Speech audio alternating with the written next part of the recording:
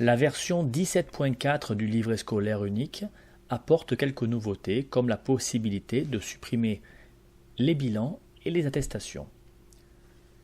Il y a deux façons de supprimer ces bilans et attestations.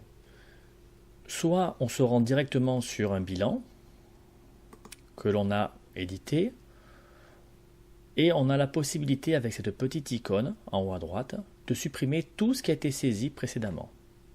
On clique sur la corbeille, j'ai compris et oui. Pour les attestations, c'est la même chose. On édite le bilan et on peut cliquer sur la corbeille en haut à droite. Cette icône n'était pas présente auparavant. Toutes les données que l'on a modifiées seront ainsi supprimées. La façon néanmoins la plus pratique de supprimer ces bilans et attestations est de passer par ce nouveau menu en haut. On sélectionne suppression des bilans par exemple, la classe, la période, et l'on peut supprimer les bilans qui ont été saisis avec cette icône. Bilans qui peuvent être supprimés, qu'ils soient verrouillés ou non. Pour les attestations, c'est la même chose. On sélectionne l'attestation, la classe, et l'on clique sur la petite corbeille bleue. La deuxième nouveauté concerne l'apparition dans le menu Outils du niveau d'acquisition du socle commun par classe et du suivi pédagogique de la classe par positionnement.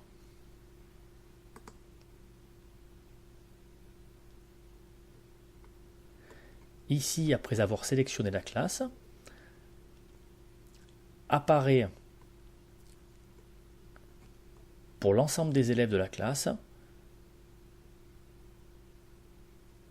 le niveau de compétence pour le socle commun, c'est-à-dire tout ce qui a été saisi dans bilan, saisie individuelle et cycle 2 ou cycle 3, c'est-à-dire toutes les compétences de fin de cycle 2 ou cycle 3 apparaissent dans ce menu.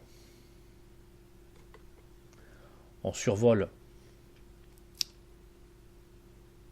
les barres verticales et l'on a les listes d'élèves concernés. Pour le suivi pédagogique de la classe par positionnement, après avoir sélectionné la classe et la période,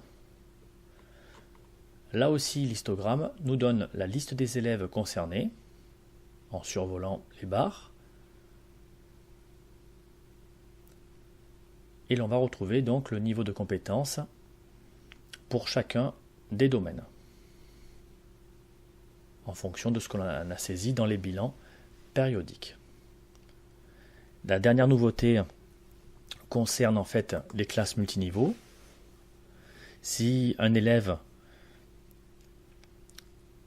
a un passage anticipé en cours d'année, dans l'historique ici, vous aurez la possibilité de voir les bilans périodiques pour chacun des niveaux. Par exemple, pour une classe de C1, CE2, si l'élève est passé en CE2 en cours d'année, vous aurez les bilans de C1 et de CE2 que l'on pourra gérer au niveau du bouton historique.